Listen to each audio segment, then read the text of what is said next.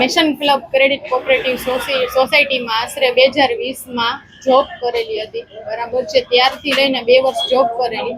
ત્યારબાદ આ મંડળીનો જે ચેરમેન છે પરાગ સોલંકી, બરાબર છે, એ ત્યાંની જેટલી બી લેડીઝ એમ્પ્લોય છે એ લેડીઝ એમ્પ્લોયીને હેરેસમેન્ટ કરે, બરાબર છે. કારણ કે જ્યારે પણ એમ્પ્લોયી જોઈન્ટ થાય છે ત્યારે ઈ લોકોના ચેક લઈ લે છે, બરાબર છે. અને અગાઉ મેં એમની ઉપર 376 કરેલી છે, બરાબર છે. અને એમને મને ફસાવી અને મને બ્લેકમેલ કરેલી છે, મને ખોટા વાદા વચનો આપીને અને મારી સાથે કાવતરું કર્યું છે. આની પહેલા પણ બીજી અનેક છોકરીઓ સાથેના રિલેશન હતા અને હજી છે પણ. એની વાઈફ પણ છે ને 2 છોકરા પણ છે. અને હાલ મને હેરાન પરેશાન કરવા માટે અલગ અલગ જગ્યાએ મારા ચેક નાખે છે. એક પણ પ્રકારની લોન લીધેલી નથી કે કાંઈ છે નહીં, છતાં પણ હેરાન પરેશાન કરે છે એ વ્યક્તિ. અને હાલ પણ રજિસ્ટ્રારમાં, લવાદ કોર્ટમાં બધા એને ઓળખીતા છે, એટલે કોઈ એનું કાંઈ બગાડી શકતું નથી. ઇવન રેપ કેસ 376માં પણ એને એક પણ દિવસ જેલમાં રહ્યો નથી. એટલે એ પોતે પોતાને સમજે છે કે હું બધે પહોંચી વળીશ, કારણ કે અમારી પાસે પૈસા નથી, અમે કઈ જગ્યાએ. પોલીસ વાળા અમને હેલ્પ કરે છે, એ બધી વાત સાચી, બરાબર. પણ હાલ અત્યારે છૂટો એવી રીતે રખડે છે, જ્યારના એને જામીન મળ્યા છે ત્યારના ઈ મારી ઉપર અલગ અલગ પ્રકારે કેસો કરે છે, જેમ કે દ્વારકા, અંજાર, મોરબી. ઇવન મારી તો ઠીક, મારા પપ્પાને પણ હેરાન કરે છે કે ભાઈ તમારી છોકરીને હું ક્યાંય પણ હરી થઈ કે જીવવા નહીં દઉં. અને આવી રીતે મારી જેમ બીજી અનેક છોકરીઓ ઉપર કેસ કરેલા છે. એક પણ પ્રકારની લોન નથી લીધી, છતાંય આ તમામ કેસમાં પરાગ સોલંકી તો છે, સાથે સાથે એમની વાઈફ ઉર્મી પરાગભાઈ સોલંકી, એનો છોકરો વૈભવ પરાગભાઈ સોલંકી, તથા લોનમાં કામ કરતા એમ્પ્લોયી જેવા કે રિકવરી એજન્ટ છે, બરાબર છે, વિવેક વિનોદભાઈ ટાંક, મોન્ટુ વિનોદભાઈ ટાંક, વરુ મશરૂ, એ બધા જ આને સપોર્ટ કરે છે. અને હાલ અત્યારે એક સ્ત્રી થઈને હું એમ કહું છું કે જેટલા બી લોનીઓ છે એને ઇન્સાફ દેવડાવો અને મને પણ ઇન્સાફ દેવડાવો એવી મારી કલેક્ટર સાહેબને રજૂઆત છે. તથા પોલીસ ને એટલું જ હું કહેવા માંગીશ છેલ્લે કે આ વ્યક્તિ જેલમાંથી છૂટવો ન જોઈએ, કારણ કે એ જો જેલમાંથી છૂટી જશે અથવા તો ઈ પકડાશે નહીં તો ઈ હજી પણ અમારી ઉપર અલગ અલગ જગ્યાએ આવા કેસ કરશે. આ 1.5 વર્ષ ત્યાં કરે છે સાહેબ.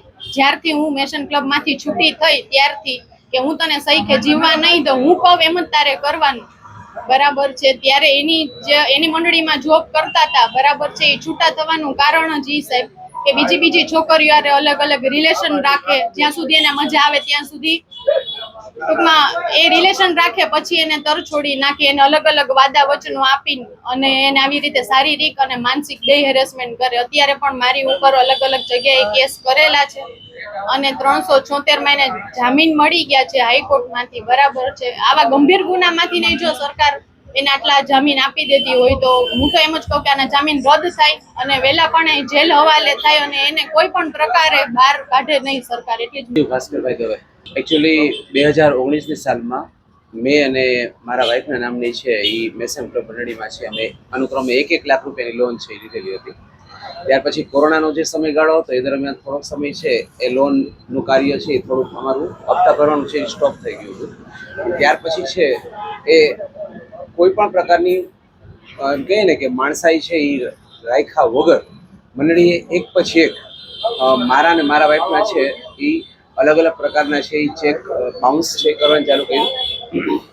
સાથે સાથે આ સમયગાળા દરમિયાન છે એ લોકોએ અલગ અલગ સમૃદ્ધ દાવા પણ છે કર્યા અને એ સમૃદ્ધ દાવામાં મને અને મારા વાઈફને બેને અલગ અલગ પ્રકારે છે એ કોર્ટમાંથી એ પ્રકારના જપ્તીના ઓર્ડર છે એ લેવડાવવામાં આવ્યા કે જેમાં ઘરમાંથી બધો સામાન છે એ જપ્ત કરી લેવામાં આવે.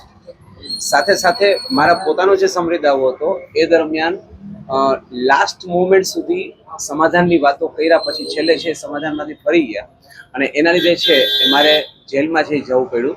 9 દિવસ સુધી હું જેલમાં રહ્યો. આ દિવસો દરમિયાન મારા પત્ની અને મારો દીકરો અને દીકરી એ મને છોડાવવા માટે ચારેકોર છે એ પૈસાની જે કોઈ મહેનત છે એ કરતા હતા અને એમાં મારા દીકરો અને દીકરી એણે જે રીતે પૈસાનું છે એ એડજસ્ટમેન્ટ કર્યું એમાં ટોટલ 1,80,000 રૂપિયા છે અમે ભર્યા. એટલે મારા દીકરો અને દીકરી એણે 1,80,000 રૂપિયા ભર્યા એટલે હું જેલમાંથી છૂટ્યો. પણ એ દરમિયાન મારા દીકરા અને દીકરી પાસેથી જામીન પેટે 5 અલગ ચેક લઈ લેવામાં આવ્યા અને સાથે સાથે એ લોકો પાસે એવું નોટરાઇઝ કરાવી લેવામાં આવ્યું કે જો તમારા પપ્પા પૈસા ન ભરે તો તમે ભાઈ બહેન બંને તમારા નોકરીના પગારમાંથી પૈસા ભરવા માટે બંધાયેલા છો.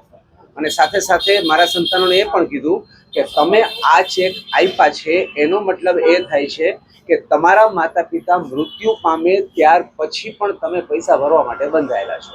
આ મંડળીના જે મંડળીનું નામ છે મેશન ક્લબ શરાફી મંડળી અને એના જે મુખ્ય વ્યક્તિઓ જે છે, મુખ્ય સંચાલકો છે, એમાં પરાગ સોલંકી છે, સાથે સાથે એના જે મેઇન ઓથોરાઇઝ રિકવરી પર્સન છે મોન્ટુ ટાક અને એના ભાઈ વિવેક. હા, ઓલરેડી મારે અને મારા જેવા ઘણા બધા લોકોએ છે એ પોલીસ ડિપાર્ટમેન્ટમાં છે ફરિયાદ કરેલી છે. એની સામે ઓલરેડી અગાઉ પણ એવા ગુના છે નોંધાઈ ચૂકેલા છે, FIR છે થઈ ચૂકેલી છે. સાથે સાથે મેશન ક્લબના જ આ કેસમાં પણ વીરપુરના જે હોલ્ડર છે એના તરફથી પણ છે ગુનો નોંધાયેલો છે ને FIR છે એ થઈ છે. અત્યારે જાણે અજાણે એમ કહીએ તો અગણિત સંખ્યા હશે, પણ અત્યારે જે મારા કોન્ટેક્ટમાં એક યા બીજી રીતે જે છે એવા લગભગ 40 થી 50 વ્યક્તિઓ હશે. મારી માંગ છે એ તો પછીની વસ્તુ છે. પહેલા મને ખૂબ ડર લાગી રહ્યો છે કે આટલી આ વસ્તુ હું તમારી સમક્ષ રજૂ કરી રહ્યો છું, ત્યાર પછી પણ આ મંડળી મારી સામે કે મારા દીકરા કે દીકરી સામે અલગ અલગ પ્રકારના કેસ કરશે. સ્પેશિયલી તમને એક જ વસ્તુ કહું કે ગઈકાલે જસ્ટ અમને એવી ખબર પડી કે પરાગભાઈ સોલંકી છે જામીન પર છૂટી ગયા છે. મારી દીકરી છે એ આખી રાત છે એ ડિપ્રેશનમાં છે એ પીડાઈ રહી કે પપ્પા પરાગભાઈ છે છૂટી ગયા તો મારી સામે શું થશે, મારી સામે છે એ કેસ થશે. તો અત્યારે ઓલરેડી દીકરી છે એ સપનું કરવાના લાયક છે અને એને પોતાનું એટલું બધું છે એ ચિંતા થવા લાગી કે જેની કોઈ લિમિટ્સ નથી. સાથે સાથે હું તમને એ પણ કહેવા માંગુ છું કે મંડળી રાજકોટની છે, પૈસા લેવાવાળા વ્યક્તિ રાજકોટના છે, પણ મંડળીએ અમારી સામે અને મારા જેવા ઘણા બધા શેરહોલ્ડરો સામે ગુજરાતના અલગ અલગ શહેરોમાં ચેક બાઉન્સના કેસ કરેલા છે. દાખલા તરીકે મારો ને મારા વાઇફનો જ અનુક્રમે 3.5 લાખ રૂપિયાના દ્વારકાની કોર્ટમાં છે એ કેસ કરેલા છે. હવે મારા ઘરની એવી આર્થિક પરિસ્થિતિ કોઈ પણ પ્રકારની નથી કે દ્વારકા જઈને પણ હું આ બધી વસ્તુઓ છે એ ફેસ કરી શકું, કે હું વકીલ છે એ રાખી શકું. એટલે અત્યારે હું આ એટલી પીડા ભોગવી રહ્યો છું. મેં અત્યારે કાયદા સામે છે એ ફરિયાદો નોંધાવેલી છે, સાહેબને પણ છે ફરિયાદ નોંધાવેલી છે. અને અમારી ઈચ્છા એટલી જ છે કે હું અને મારા જેવા જેટલા શેર હોલ્ડરો છે જે મેશન ગ્રુપના પીડિત છે એ લોકોને બધાને કોઈને કોઈ રીતે છે એ એક પણ વ્યક્તિ એવા નથી કે જેને 1 લાખની સામે 1 લાખ રૂપિયાનો ચેક બાઉન્સ થયો હોય. મારા ને મારા વાઇફના છે એ 1 લાખ રૂપિયાની છે લોન છે, એની સામે અનુક્રમે અલગ અલગ પ્રકારે ટોટલ એક વ્યક્તિ દીઠ 13-14 લાખ રૂપિયાના ચેક બાઉન્સ કરવામાં આવ્યા છે. અને એની સામે અત્યારે ઓલરેડી હું 3.5 લાખ રૂપિયાની રકમ ભરી ચૂક્યો છું.